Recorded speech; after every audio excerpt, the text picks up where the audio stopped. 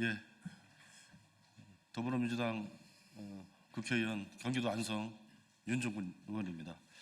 먼저 참석자 소개를 해드리겠습니다. 우리 경기도 광주에 안태준 의원님 참석하셨습니다. 전남 순천의 김문수 의원님 참석해 주셨습니다. 지금 김병기 원내대표 정부실장 맡고 있는 정의찬님 참석해 주셨습니다. 오늘 룸살롱 접대 의혹을 가지고 있는 지기현 판사의 교체와 공수처의 신속하고 강력한 수사를 촉구하는 기자회견을 갖게 됐습니다. 우리 국민 여러분과 언론인 여러분께 한번 여쭤보고 싶습니다. 어떤 범죄 혐의자가 큰일을 앞두고 6년간 잘 쓰던 휴대폰을 교체했다면, 그리고 또 관련된 의혹이 제기되었을 때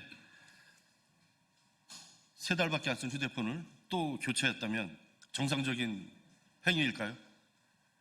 정상적인 수사기관이라고 한다면 범죄 혐의가 짙은 이런 행위에 대해서 강력한 수사를 하게 될 것입니다. 이 사람은 다름 아닌 지기현 재판관 얘기입니다. 지기현 판사는 윤석열 구속 취소를 청구하던 당일 6년간 잘 쓰던 휴대폰을 교체했습니다. 그리고 유흥업소인 룸살롱 접대 의혹이 제기되자 이틀 만에 3달밖에 안 쓴 휴대폰을 또다시 교체했습니다. 숨기려는 자가 범인일 것입니다. 은폐하려는 자가 범인일 것입니다. 그럼에도 불구하고 대법원 윤리감찰관실은 봐주기로 일관했습니다. 지기현 판사는 국민의 신뢰를 잃었습니다. 대법원의 국민 불신 또한 초래하고 있습니다. 이에 우리 더불어민주당의 최초로 지기현 판사의 룸살롱 접대 의혹을 제보받은 당사자인 정의찬님의 진실을 밝히는 기자회견을 갖도록 하겠습니다.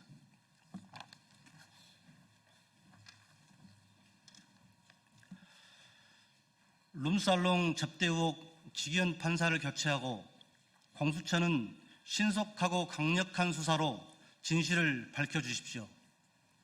내란 재판관 지기현 판사의 내란 동조 행위에 분노를 금할 수 없습니다. 내란 우두머리 윤석열을 구속 취소한 당사자입니다. 윤석열을 단 한 차례도 출석시키지 않고 걸석 재판을 허용하고 위헌법률심판제청 재판에는 출석시키며 재판 쇼핑을 돕고 있습니다.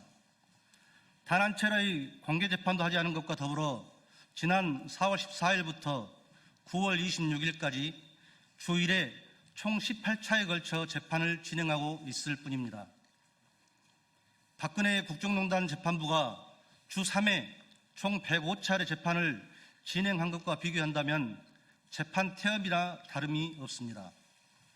이러한 지기현 판사에 대한 대법원의 제19 감싸기는 결국 내란 연장으로 귀결될 것입니다. 저는 지난 5월 지기현 판사 룸살롱 접대 의혹을 더불어민주당에 처음 제보한 당사자입니다.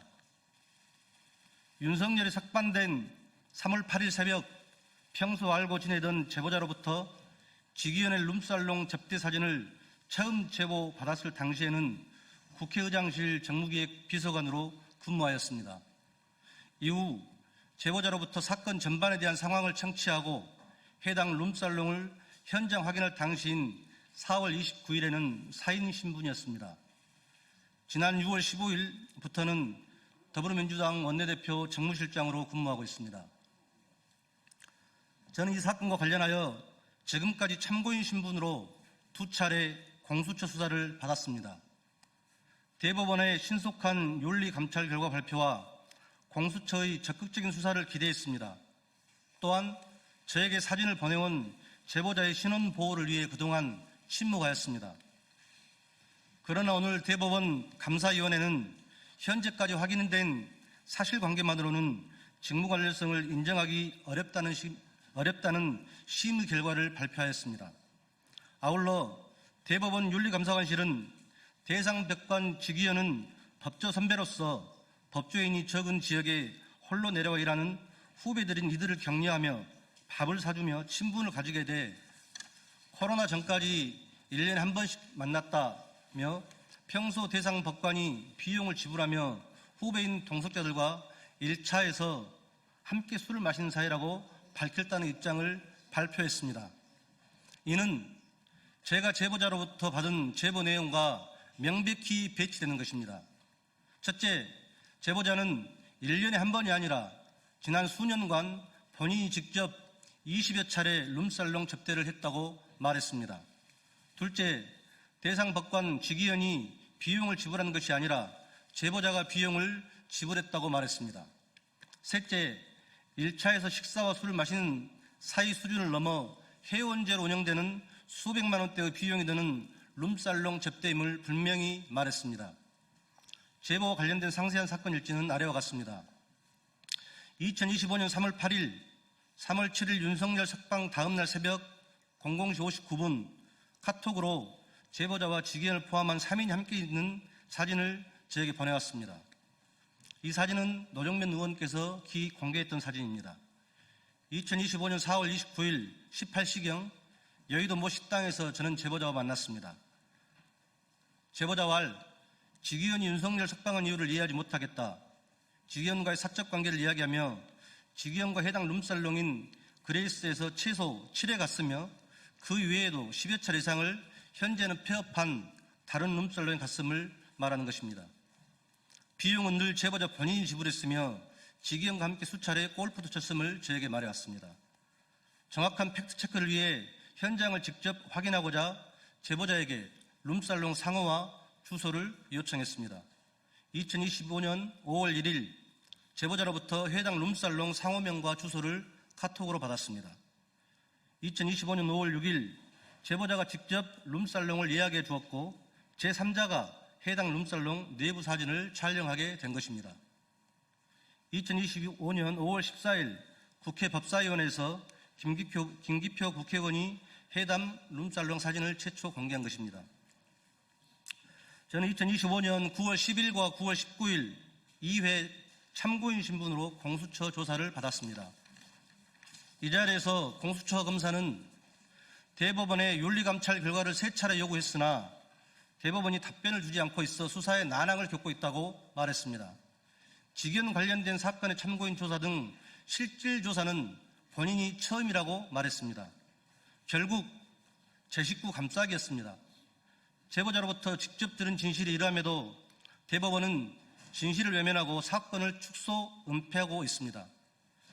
공수처 검사가 제게 분명히 말했듯이 공수처가 3차례 감찰 결과를 요구했을 때도 대법원은 전혀 협조하지 않았습니다. 이제 와서 공수처 수사 결과 후 처리하겠다는 것은 진상규명의 의지가 없음을 분명히 한 것입니다. 대법원 스스로 자정 능력이 없음을 고백하는 것과 다름없습니다. 이에 제보자와의 사적 관계의 불편함보다 국민적 관심사인 내란 종식과 민주주의 회복이라는 공익에 충실하고자 오늘 기자회견을 자청했습니다. 제보자로부터 직위원 룸살롱 의혹의 진실을 제보받은 당사자로서 분명히 요구합니다. 첫째, 룸살롱 의혹의 당사자이자 내란 우두머리 윤석열을 구속 기소한 직위원은 더 이상 재판관의 자격이 없습니다. 즉시 법복을 벗고 공수처 수사에 성실히 임해야 합니다. 둘째, 직위원은 국민의 신뢰를 잃었습니다. 대법원의 신뢰 위기를 초래하고 있습니다. 대법원은 즉시 직위원 판사를 교체하십시오. 셋째, 공수처 수사가 답입니다. 공수처는 신속하고 강력한 수사로 진실을 밝혀주십시오. 이상입니다. 예, 숨기려는 자가 범인일 것입니다. 은폐하려는 자가 범인일 것입니다.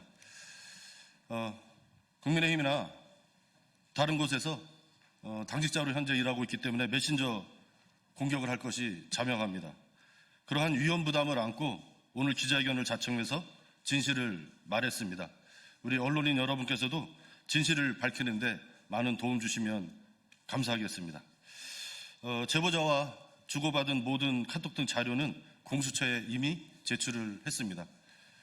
우리 기자 언론인 여러분께서도 진실 밝히는데 많이 협조해 주시기를 부탁드리겠습니다. 예, 이상으로 기자회견 마치겠습니다. 감사합니다.